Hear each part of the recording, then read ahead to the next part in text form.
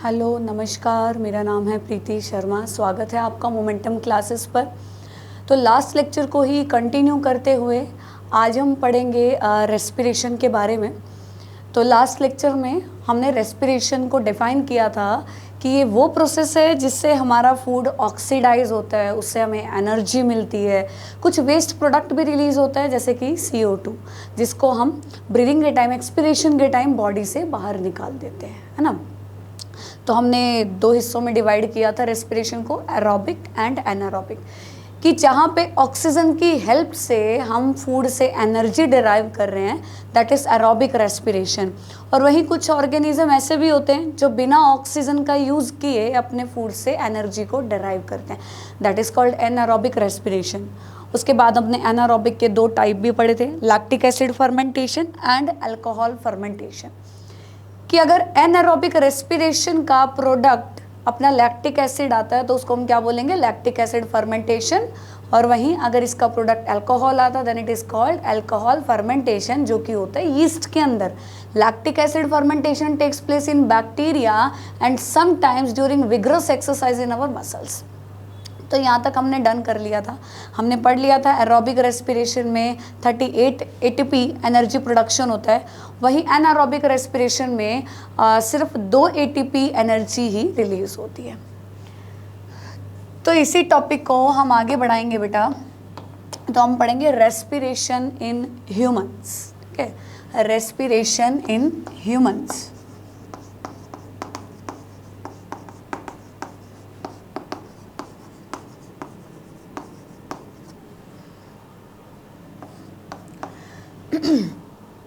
सिर्फ ह्यूमन ही नहीं, birds, reptiles and amphibians, इन सब में रेस्पिरेटरी ऑर्गन कौन सा है? मेनली लंग्स, है ना।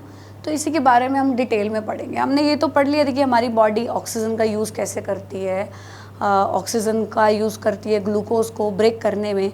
उस दौरान बॉन्ड ब्रेक होने से जो एनर्जी रिलीज़ होती है, उस एनर्जी को हम ATP की फॉर्म में स्टोर कर लेते हैं। और वहीं जब उस एनर्जी की ज़रूरत पड़ती है तो ATP ब्रेक होता है, उनके बीच का बॉन्ड ब्रेक होता है और उस एनर्जी को हमारी बॉडी यूज़ कर लेती है। तो इस टॉपिक में हम पढ़ेंगे जो हमारा मेन रेस्पिरेटरी ऑर्गन है, लंग्स के बारे में, कि कैसे ऑक्सीजन को हम इनहेल करेंगे, कार्बन डाइऑक्साइड को कैसे एक्सहेल करेंगे। ठीक है, उस दौरान कौन कौन सी मसल्स हमारी काम करेंगी, तो इसको हमने डिटेल में पढ़ना है बेटा। ठीक है, तो इन सब का रेस्पिरेटरी ऑर्गन क्या है?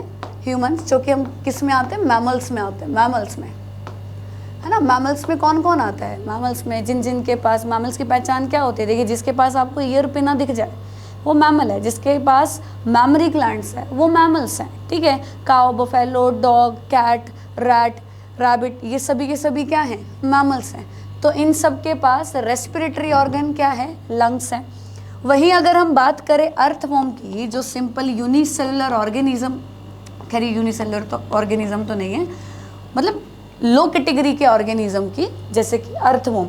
तो अर्थवॉर्म के पास कोई स्पेशल रेस्पिरेटरी ऑर्गन नहीं है। अर्थवॉर्म सिंपल अपनी स्किन के थ्रू ही गैसेस एक्सचेंज करवाता है। ठीक है, तो इसके पास कोई रेस्पिरेटरी, कोई स्पेशल रेस्पिरेटरी ऑर्गन नहीं है। ये अपना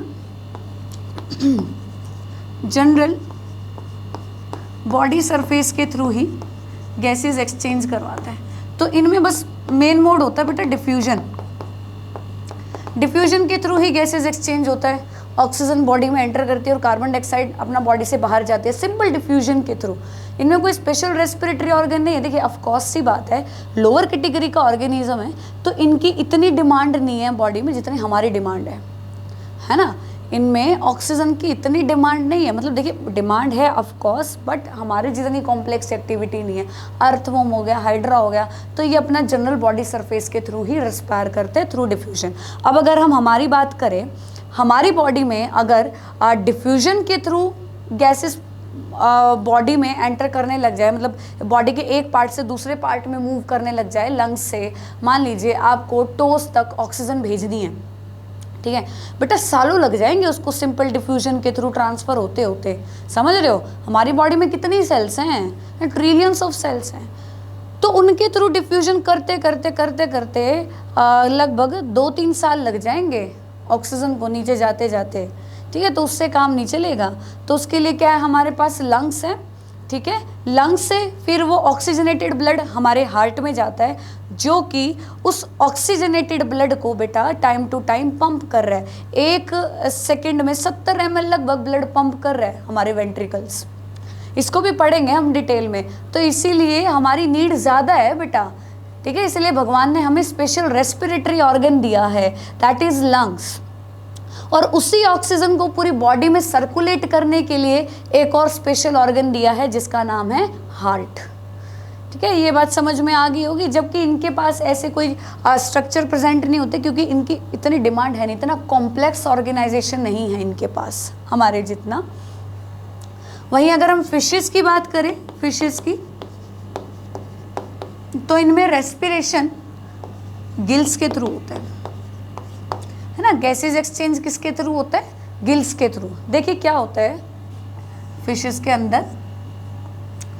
अब आपको पता ही है फिशेस में ऐसे सी बनेगी, देखो कोई बात नहीं।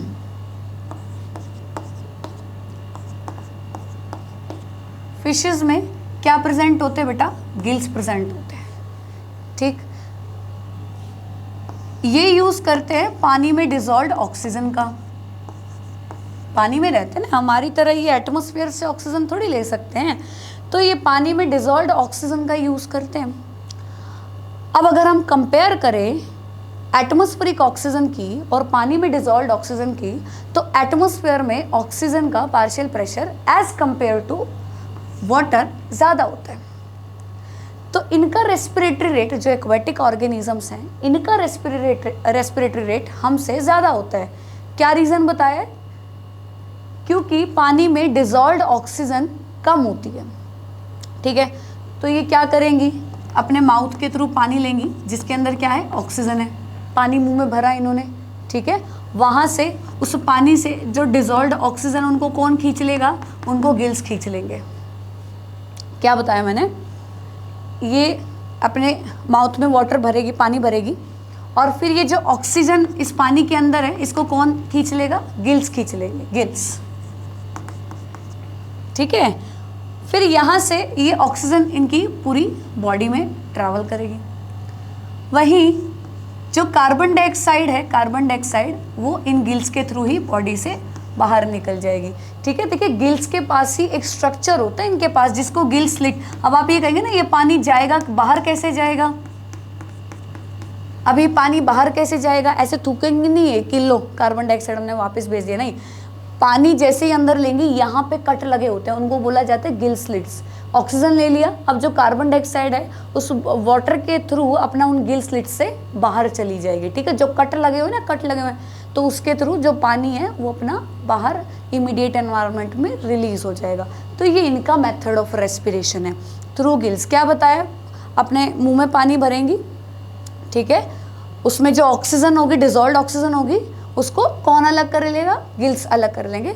और फिर वो पानी बाहर कैसे जाएगा, गिल स्लिट्स के थ्रू, जो कट लगे होते हैं। शार्क में आपने देखे होंगे, शार्क में ऐसे कट लगे होते हैं इस प्रकार से, तो वो जो कट होते हैं वो गिल स्लिट्स के होते हैं बेटा। उनके थ्रू जो पानी है वो बाहर अपने इमीडिएट एनवायरनमेंट में रिलीज हो जाता है।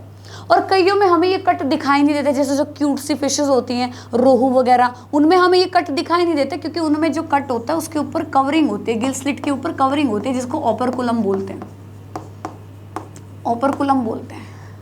ठीक है, तो गिल स्लिट्स होते हैं सब फिशेस में, कुछ में दिखाई देते हैं, कुछ में ये कट दिखाई देते हैं, जैसे कि अपनी कार्टिलेजिनस फिश शार्क मैंने बताया, और कुछ में ये कवर्ड होते हैं बाय ओपरकुलम।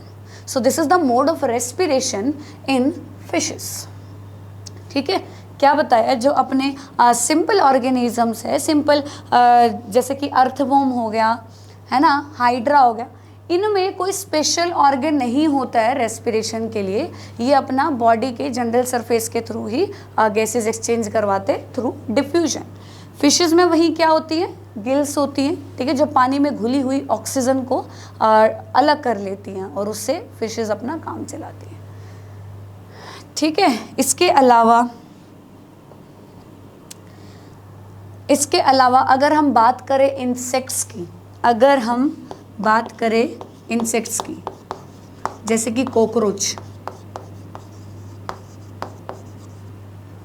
है, कॉकरोच, इनमें होता है ट्रैकियल ट्यूब सिस्टम।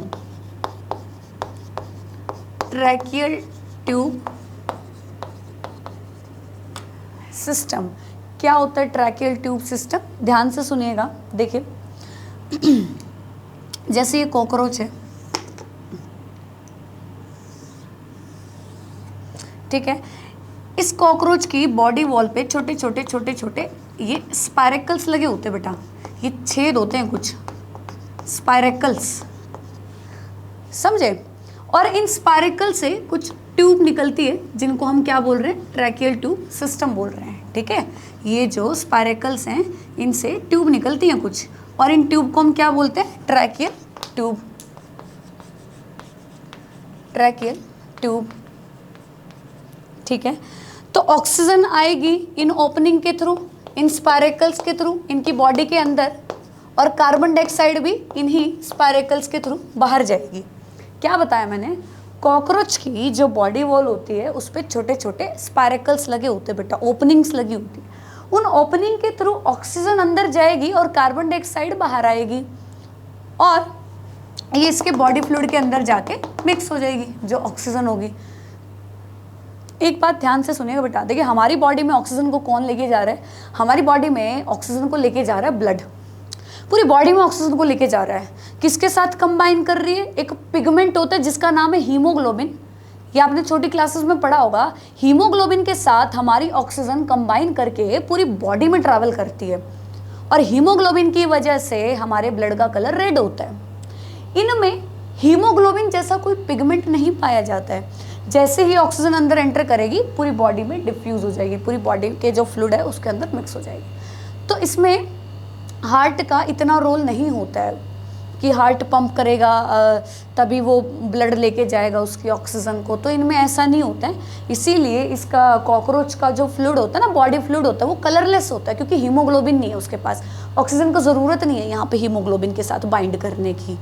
ठीक है, इतनी बात समझ में आ गई होगी ना। तो ये ट्रैकियल ट्यूब सिस्टम होता है जो जुड़ा होता है स्पाइरेकल से, उन ओपनिंग के थ्रू ऑक्सीजन अंदर जाएगी, उन ट्यूब के थ्रू पूरी बॉडी में फैल जाएगी, और वहीं उन्हीं स्पाइरेकल से जो कार्बन डाइऑक्साइड है वो बॉडी से बाहर रिलीज हो जाएगी। तो यहाँ पे कोई स्पेसिफिक पिगमेंट नहीं होता है हमारी तरह जैसे हीमोग्लोबिन है, इसीलिए इनका जो बॉडी फ्लूइड है, इनका जो ब्लड है वो कलरलेस होता है, जिसको हम हीमोलिम्फ बोलते हैं, समझे? तो ये हमने जनरल बात की है सबके रेस्पिरेटरी ऑर्गन के बारे में, ठीक है। बाकी इसके बारे में तो हम डिटेल में पढ़ने ही वाले हैं, लंग्स के बारे में, कि जो मैमल्स हैं, बर्ड है, रेप्टाइल हैं, एम्फीबियन में अगर हम फ्रॉग की बात करें बेटा, फ्रॉग तो ये इतना महान है, इसके पास 3 रेस्पिरेटरी स्ट्रक्चर है। देखिए, ये अपनी मॉइस्ट स्किन के थ्रू भी सांस लेता है, ये अपनी गिल्स के थ्रू भी सांस ले सकता है, और ये अपने लंग्स के थ्रू भी सांस ले सकता है। 3 रेस्पिरेटरी ऑर्गन है इसके पास, फ्रॉग के पास, समझे? तो आपको पता होना चाहिए कि किसका रेस्पिरेटरी ऑर्गन क्या है। चलिए दोबारा देखिए, अर्थवर्म का क्या बताया? Lower category of organism. अगर आपके पास क्वेश्चन आता है कि जो लोअर कैटेगरी ऑफ ऑर्गेनिजम्स हैं, why they are not having special respiratory organ, ठीक है, क्योंकि लोअर कैटेगरी ऑफ ऑर्गेनिजम्स जो होते हैं they do not have complex organization, ठीक है, हमारी तरह उनके पास कोई कॉम्प्लेक्स ऑर्गेनाइजेशन नहीं है। तो सिंपल डिफ्यूजन के थ्रू उनके बॉडी के सारे फंक्शंस परफॉर्म हो जाते हैं। मतलब डिफ्यूजन के थ्रू जो भी गैसेज एक्सचेंज होता है वो उनके लिए सफिशिएंट होता है, जैसे हमने कहा अर्थवर्म में, ठीक है। फिशेस के पास क्या होती है? गिल्स। जो एक्वेटिक अपने ऑर्गेनिजम्स हैं उनमें ज़्यादातर क्या होती है? गिल्स होती है, ठीक है। इंसेक्ट्स के पास क्या होते हैं? इंसेक्ट्स के पास होते हैं ट्रैकियल ट्यूब, ठीक है बेटा। एक्वेटिक इंसेक्ट्स के पास भी गिल्स होते हैं, याद रखिएगा, ठीक है। जो टेरेस्ट्रियल इंसेक्ट्स हैं उनके पास तो देखिए ट्रैकियल ट्यूब सिस्टम होता है, वहीं जो पानी में रहने वाले इंसेक्ट्स हैं, एक्वेटिक इंसेक्ट्स, इनके पास भी गिल्स होते हैं बेटा, गिल्स, ठीक है। तरीका बता ही दिए कि कौन कैसे रिस्पायर कर रहा है, ठीक है। आगे हम इसको पढ़ेंगे डिटेल में, लंग्स को।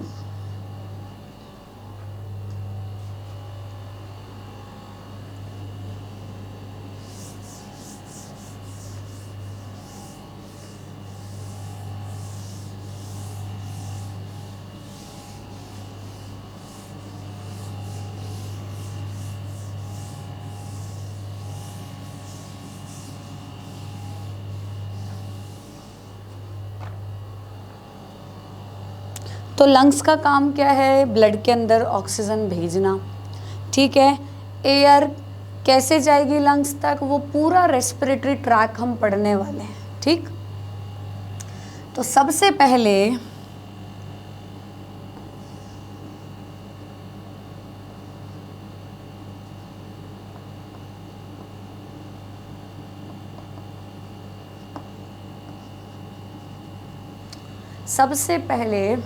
जो एयर एंटर करेगी वो किसके थ्रू एंटर करेगी? इन ओपनिंग्स के थ्रू,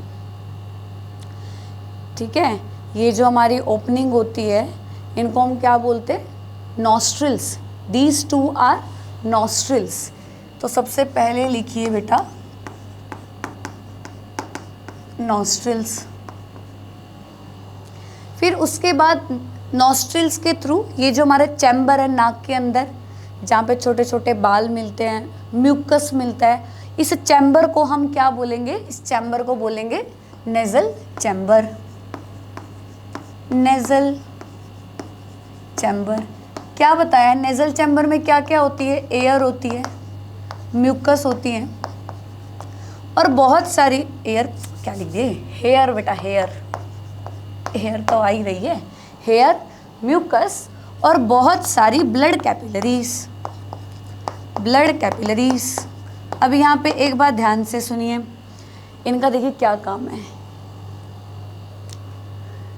जो ब्लड है, ब्लड से जो हीट जनरेट होगी, ब्लड से जो हीट जनरेट होगी वो एयर के टेम्परेचर को बॉडी के टेम्परेचर पे लाने की कोशिश करें। बाहर बहुत ठंडी हवा चल रही है मान लीजिए, तो उसका बॉडी के टेम्परेचर पे आना बहुत ज़रूरी है बेटा, ठीक है। तो ये क्या करेगी? जो हवा हम ले रहे हैं उसके टेम्परेचर को नॉर्मल करेगी, ठीक है। सो इट बेसिकली जो एयर आ रही है it heats up the air. नहीं ऐसा नहीं वो बिल्कुल उबाल खा रही होगी, ऐसा नहीं है बेटा, नॉर्मल टेम्परेचर, नॉर्मल, ठीक। उसके बाद जो म्यूकस है, म्यूकस जिसमें वाटर भी है, जो इवेपोरेट हो रहा है, तो ये क्या करेगी? उस हवा में नमी ऐड कर देगी। It moistures the air. It moistures the air. Moistures the air. इसके साथ साथ अगर एयर में कोई भी डस्ट पार्टिकल आया है ऐसा, तो उसको वहीं पे चिपका लेगी, वहीं पे क्या कर लेगी? एंट्रैप कर लेगी, आगे नहीं जाने देगी। तो अगला काम क्या बताया इसका?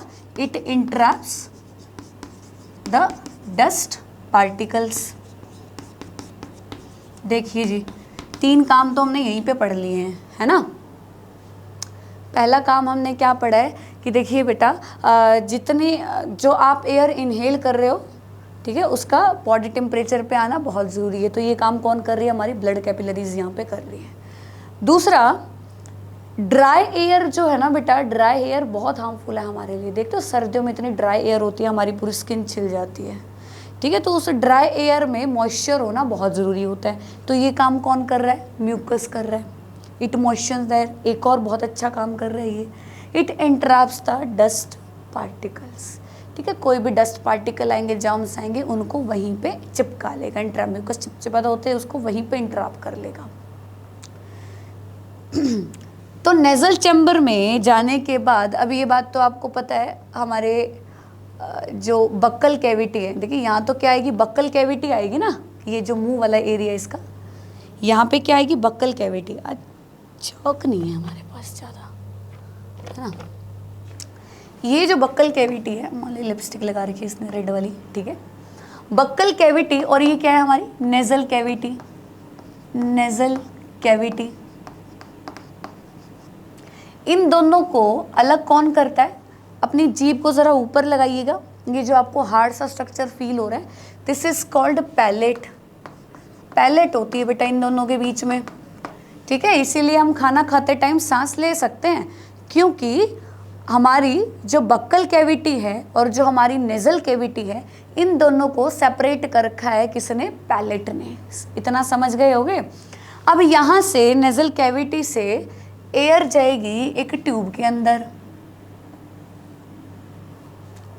एक ट्यूब के अंदर। जब मैंने आपको डाइजेस्टिव सिस्टम पढ़ाया था तब मैंने ये बात बताई थी कि एक ऐसी ट्यूब है जो एयर भी कैरी करती है और फूड भी कैरी करती है, और उस ट्यूब का नाम क्या है?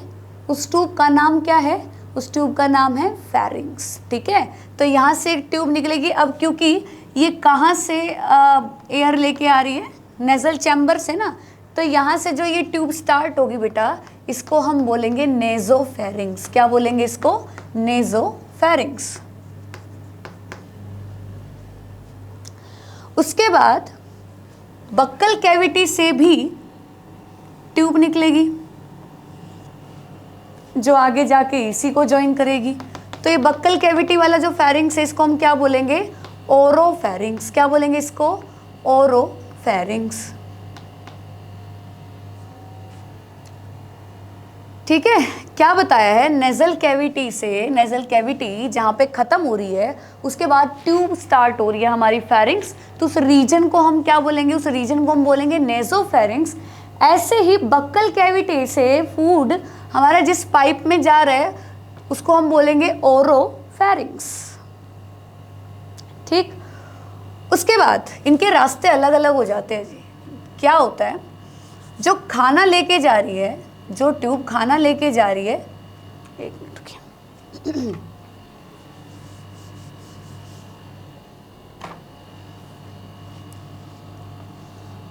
आगे जाके ये ट्यूब दो हिस्सों में डिवाइड हो जाती है अपनी।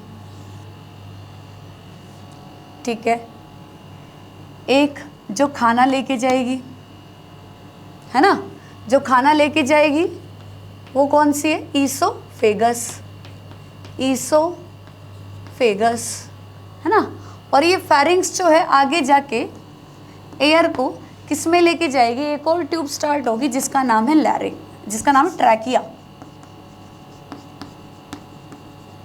ट्रैकिया, मुझे लग रहा है तुम्हें समझ नहीं आया होगा। दोबारा सुनो बेटा, दोबारा सुनो। मैंने क्या बताया है? नेजल कैविटी से जो ट्यूब, जो फेरिंग्स का जो पहला पार्ट है वो क्या है? हमारा नेजोफेरिंग्स है। उसके बाद बक्कल कैविटी से जो ट्यूब निकली है उसको हमने क्या है? ओरोफेरिंग्स। बेटा फेरिंग्स के ही पार्ट है, फेरिंग्स एक ही, ऐसा नहीं है कि यहाँ से एक वहाँ से, ऐसा नहीं है, एक ही है, एक ही है बेटा, है, अलग अलग नहीं है, इसके पार्ट है। तो ये जो इससे कनेक्टेड है उसको हमने कहा है, नेजल कैविटी से कनेक्टेड है उसको कहा है नेजोफेरिंग्स। बक्कल कैविटी से जो कनेक्टेड है उसको हमने क्या कहा है बेटा? उसको हमने कहा है ओरोफेरिंग्स। और लास्ट में अब ये ओपन होगी किसके अंदर? अभी ओपन होगी ट्रैकिया में, विंड पाइप में, ट्रैकिया में ओपन होगी। बट ट्रैकिया से ऊपर एक स्ट्रक्चर आएगा जिसको हम बोलेंगे larynx, the voice box, larynx. ठीक है, तो इस पार्ट का नाम हो गया laryngopharynx. This part is called laryngopharynx. ठीक है, और इस ओपनिंग को जिससे ये विंड पाइप में जा रही है, इस ओपनिंग को बोला जाता है ग्लोटिस। ये पार्ट हम कर चुके हैं डाइजेस्टिव सिस्टम में।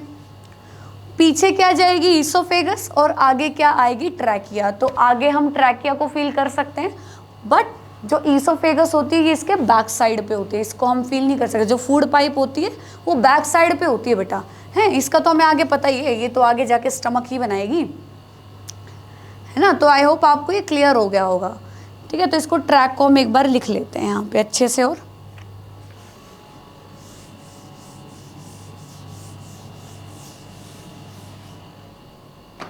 सबसे पहले एयर आई नॉस्ट्रिल्स में, नॉस्ट्रिल से नेजल चैम्बर, नेजल चैम्बर से गई है फेरिंग्स में। ठीक है, फेरिंग्स के क्या क्या पार्ट बताएं? फेरिंग्स के 3 पार्ट बताए हैं मैंने। कौन कौन से हैं? Nasopharynx, nasopharynx. उसके बाद ओरोफेरिंग्स जो बक्कल कैविटी से आ रही है, बक्कल कैविटी से जो इसका कनेक्शन है उसको हमने क्या कहा है? Oropharynx. Now it is ready to enter in our trachea, लेकिन उस श्वास नली में, उस विंड पाइप में एंटर करने से पहले एक स्ट्रक्चर होता है जिसको बोला जाता है लैरिंग्स, लैरिंग्स। तो थर्ड पार्ट जो फेरिंग्स का होगा उसको हम बोलेंगे लैरिंगोफेरिंग्स, लैरिंगोफेरिंग्स। समझे? तो हम लैरिंगोफेरिंग्स से स्टार्ट करते हैं। ठीक, तो लैरिंग्स क्या है हमारा? Voice box. Larynx is known as voice box.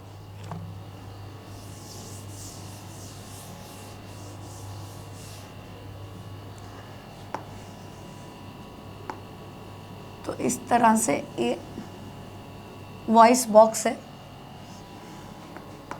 This is larynx. इनमें ना ऐसे फ्लैप लगे होते बेटा, फ्लैप जब हम बोलते हैं ना तो ये आपस में से टकराते हैं, टक टक टक टक, तब आवाज़ प्रोड्यूस होती है। ठीक है, कार्टिलेज होते हैं इसके अंदर काफ़ी सारे। ठीक है, 3 पेयर ऑफ कार्टिलेज होते हैं, 3 पेयर नहीं 9 होते हैं टोटल, 9 कार्टिलेज होते हैं टोटल इसके पास। ठीक है, 3 पेयर होते हैं, 3 अनपेयर्ड होते हैं। तो लैरिंग्स जो है it is known as a voice box, जहाँ से हमारा वॉइस प्रोडक्शन होता है। उसके बाद आती है हमारी विंड पाइप, जिसको बोला जाता है trachea. This is known as trachea. तो लैरिंग्स से आगे क्या जाएगी? ट्रैकिया। अब ट्रैकिया में आपने देखे होंगे ना ऐसे डिजाइन बने होते हैं ऐसे सी शेप में, इस प्रकार से। ठीक है, ये कार्टिलेजिनस रिंग होती है बेटे, इनका रोल बताऊंगी मैं क्या होता है। कार्टिलेजिनस रिंग, देखिए जब आप हवा को बाहर छोड़ रहे हो, है ना, हवा को बाहर छोड़ रहे हो, तो ऐसा नहीं होना चाहिए ये विंड पाइप ऐसे पिचक जाए बिना हवा के, है ना। इसको ऑल द टाइम ओपन रखना ज़रूरी है ना, क्योंकि मान लीजिए आपने हवा बाहर छोड़ी, ठीक, और ये ऐसे पिचक गई, तो जब एयर अंदर आएगी तो इसको खोलने में टाइम लग जाएगा, एफर्ट लगेगा एयर को अंदर जाने में। ठीक है, तो इसको हमें ऑल द टाइम ओपन रखने की ज़रूरत है, ये आपस में कोलैप्स नहीं होनी चाहिए। तो इसका ध्यान कौन रखता है? इसका ध्यान रखती है कार्टिलेजिनस रिंग। ये सी शेप की कार्टिलेजिनस रिंग होती है। फंक्शन समझ आया ना? ये क्या करेगी? ट्रैकिया को कोलैप्स होने से रोकेगी जब हवा हमने बाहर एक्सपायर की है। ठीक, आगे जाके ये ट्रैकिया बेटा डिवाइड हो जाती है 2 हिस्सों में, एक जाएगी हमारे राइट लंग में और एक जाएगी हमारे लेफ्ट लंग में। ठीक है, आगे जाके ट्रैकिया क्या होगी? डिवाइड हो जाएगी हमारे राइट और लेफ्ट लंग के अंदर। ठीक,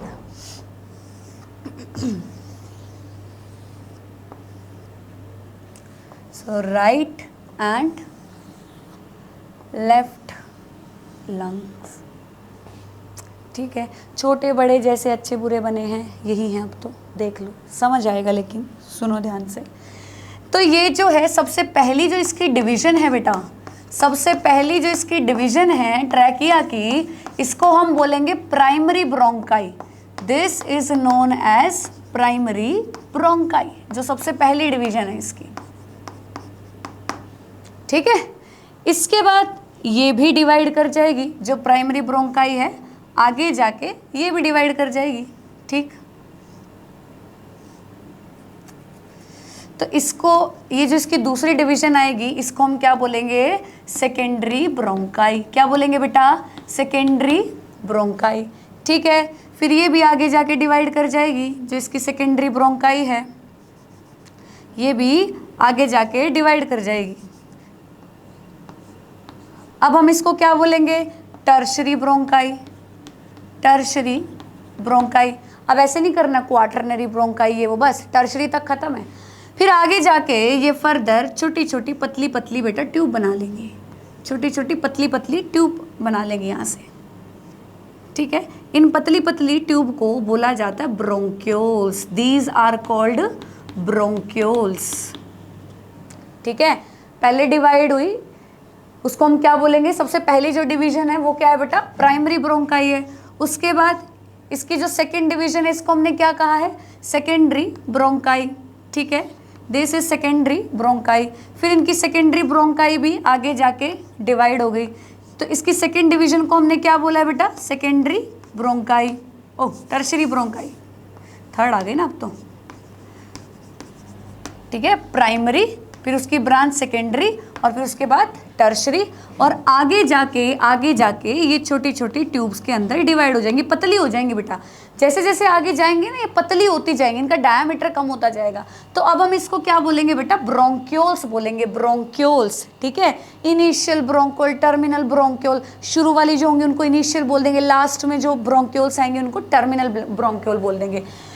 एट लास्ट एट लास्ट ये कुछ बलून लाइक स्ट्रक्चर्स बना लेंगी जो ब्रोंक्यूल्स है पतली पतली, they form some balloon like structure which is called alveoli, which is called alveoli. At last they give some balloon like projections that is called alveoli. ठीक है, आई होप क्लियर हो गया होगा आपको। क्या क्या बताया है, ट्रैकिया आगे जाके डिवाइड हो गया,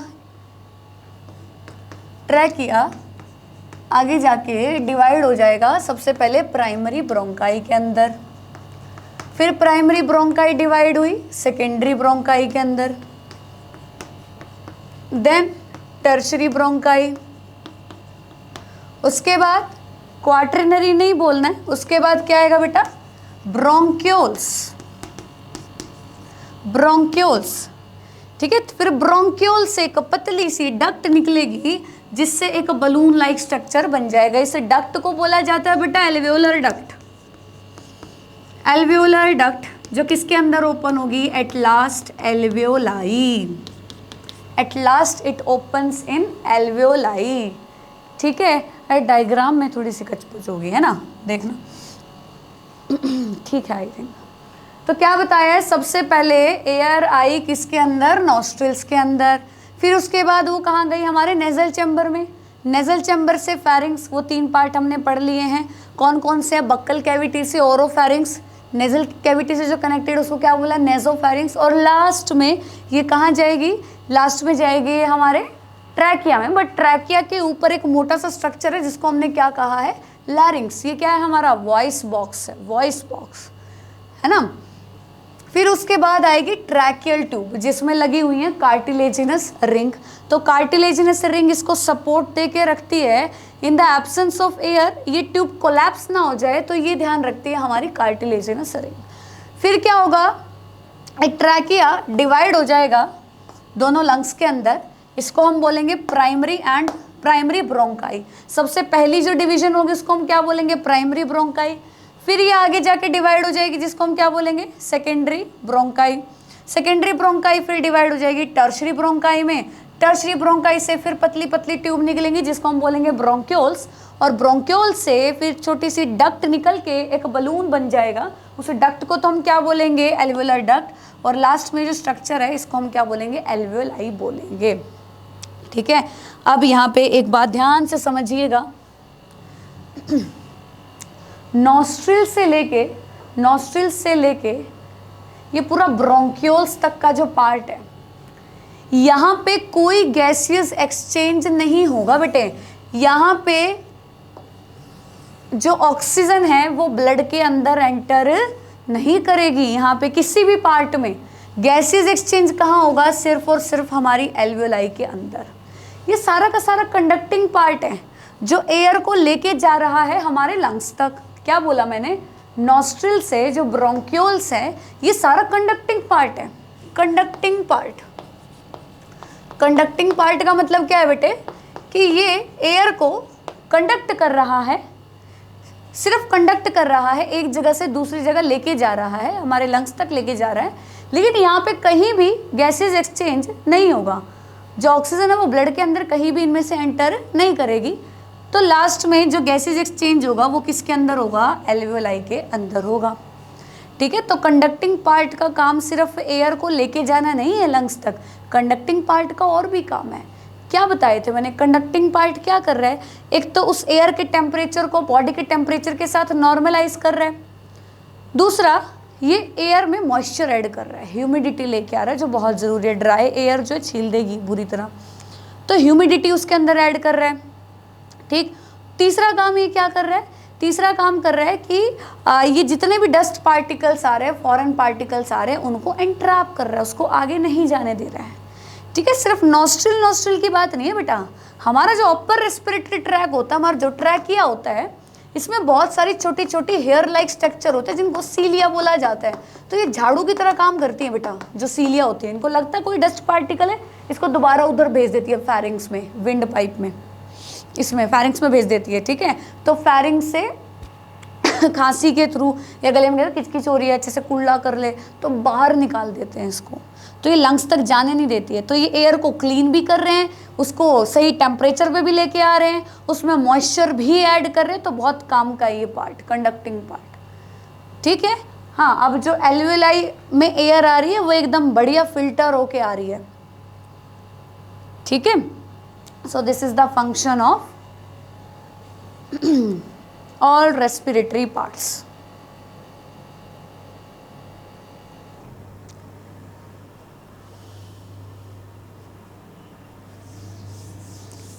चलिए एक्सचेंज पार्ट के बारे में और पढ़ लेते हैं हम। एल्वियोलाई के बारे में और पढ़ लेते हैं।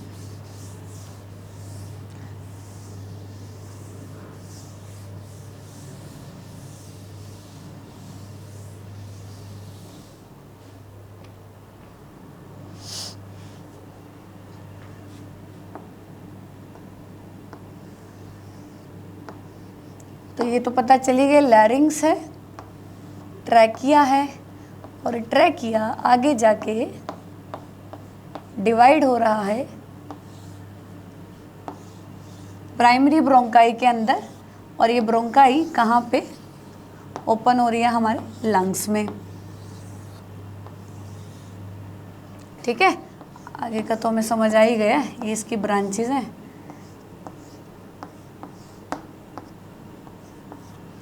प्राइमरी, सेकेंडरी, फिर इनकी भी आगे ब्रांचेज हैं, टर्शरी, है ना।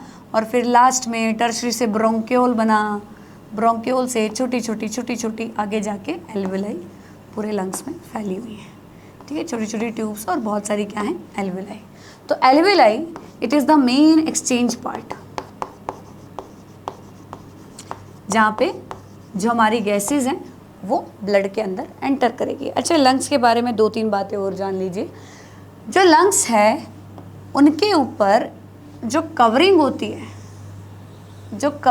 जो मेम्ब्रेन होती है, उनके लिए एक वर्ड यूज किया जाता है, प्लूरा, ठीक है। लंग्स की कवरिंग के लिए एक वर्ड यूज किया जाता है, pleura. So this is outer pleural membrane and this is inner pleural membrane. जो आउटर प्लूरल मेम्ब्रेन होती है इसको बोला जाता है parietal membrane. This is called parietal membrane, ठीक है। और जो अंदर वाली होती है, अंदर वाली जो मेम्ब्रेन होती है इसको बोला जाता है विसरल प्लूरल मेम्ब्रेन, जो लंग्स के साथ बिल्कुल चिपकी होती है, विसरल प्लूरल मेम्ब्रेन। और इन दोनों के बीच में फ्लूइड फिल होता है, जिस फ्लूइड को हम बोलते हैं pleural fluid. This fluid is called pleural fluid, ठीक है। क्या बताया? जो लंग्स की कवरिंग है उसको हम क्या बोलेंगे? Pleura. There is outer pleural membrane जिसको हम बोलते हैं पैराइटल मेम्ब्रेन, और जो अंदर वाली प्लूरा होती है उसको बोला जाता है विसरल प्लूरल मेम्ब्रेन। दोनों के बीच में जो फ्लूइड फिल होता है उसको बोला जाता है प्लूरल फ्लूइड।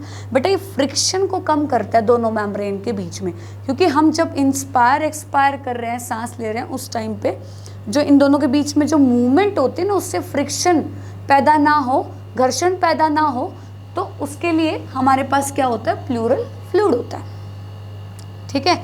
राइट लंग थोड़ा सा लेफ्ट लंग से बड़ा होता है, इसके पास लोब भी ज़्यादा है। जैसे अगर हम लेफ्ट लंग की बात करें तो इसके पास 2 ही लोब होते हैं, सुपीरियर और इन्फीरियर, ठीक है। वहीं अगर हम राइट लंग की बात करें तो इसके पास 3 लोब होते हैं, ठीक है। एंटीरियर, मिडल, पोस्टीरियर, 3 लोब होते हैं राइट लंग के पास। क्या बताया? राइट लंग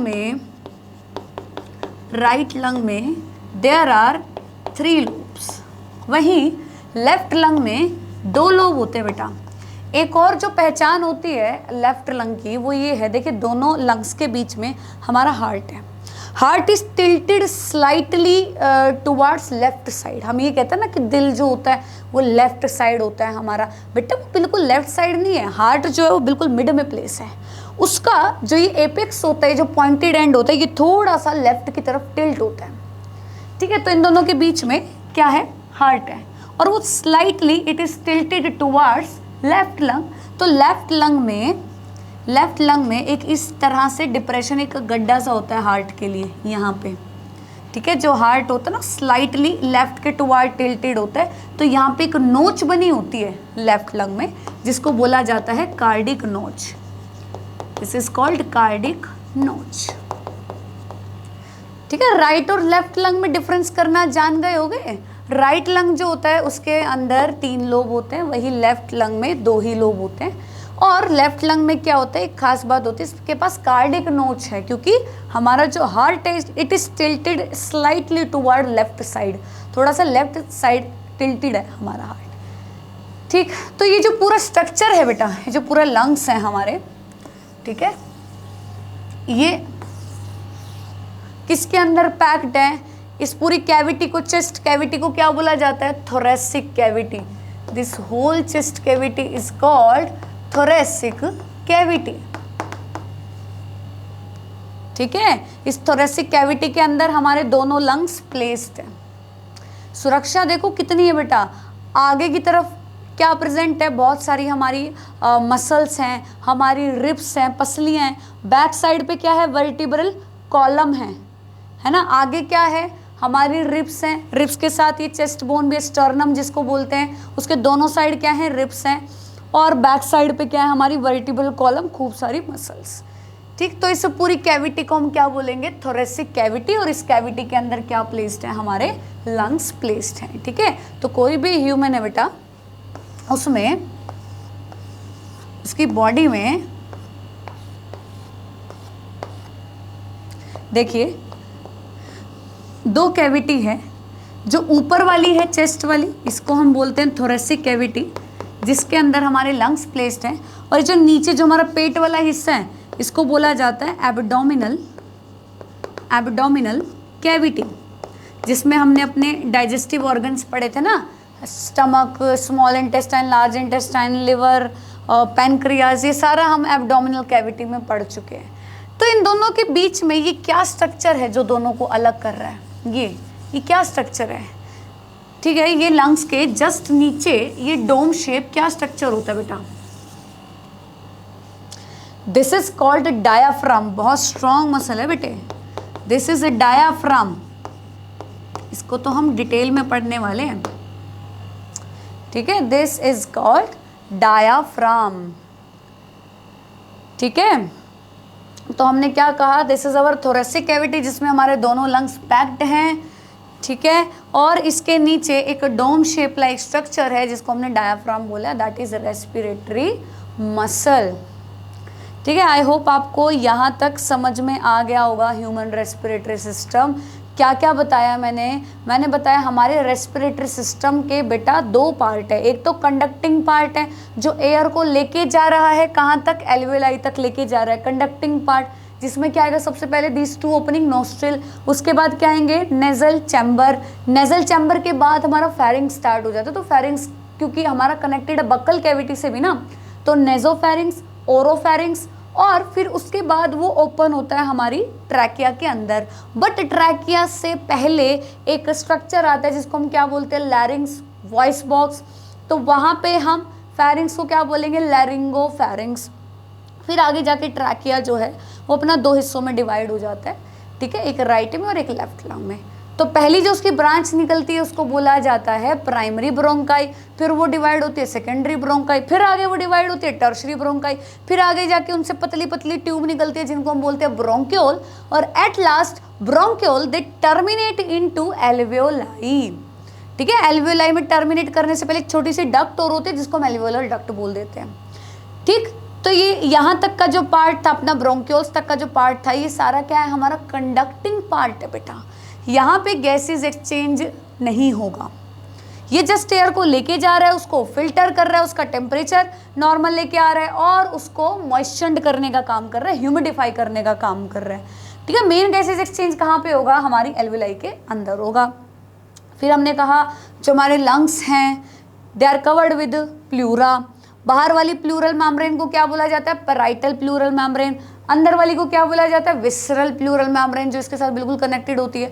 अगर आपसे पूछा राइट और लेफ्ट लंग में थोड़ा डिफरेंस बताओ क्या होता है, राइट लंग जो होता है लेफ्ट लंग से थोड़ा बड़ा होता है, इसकी पोजीशन भी थोड़ी ऊपर होती है, नीचे लीवर आ जाता है ना, नीचे लीवर आ जाता है, थोड़ा ऊपर की साइड भी होता है हमारा। और जो राइट लंग है इसमें 3 लोब होते हैं, वहीं हमारा जो लेफ्ट लंग है इसके पास 2 ही लोब हैं बेटा, 2 ही लोब हैं। और लेफ्ट लंग की एक और पहचान है, इसके पास नीचे की साइड एक नोच होती है, एक डिप्रेशन होता है जिसको हम बोलते हैं कार्डिक नोच, ठीक है। वहीं इन दोनों के नीचे एक डोम शेप लाइक स्ट्रक्चर होता है जो थोरेसिक कैविटी को एब्डोमिनल कैविटी से अलग करता है। उस डोम शेप लाइक स्ट्रक्चर को हम क्या बोलेंगे, डायाफ्राम बोलेंगे, जो एक बहुत स्ट्रॉन्ग रेस्पिरेटरी मसल है हमारी, ठीक है। तो आई थिंक आज के लिए इतना बहुत है। नेक्स्ट लेक्चर में हम मैकेनिज्म ऑफ रेस्पिरेशन पढ़ेंगे बेटा, ठीक है, कि कैसे ऑक्सीजन हमारी बॉडी में एंटर करेगी, कार्बन डाइऑक्साइड को हम कैसे एक्सेल करेंगे, ठीक है। तो वो हम डिटेल में पढ़ेंगे।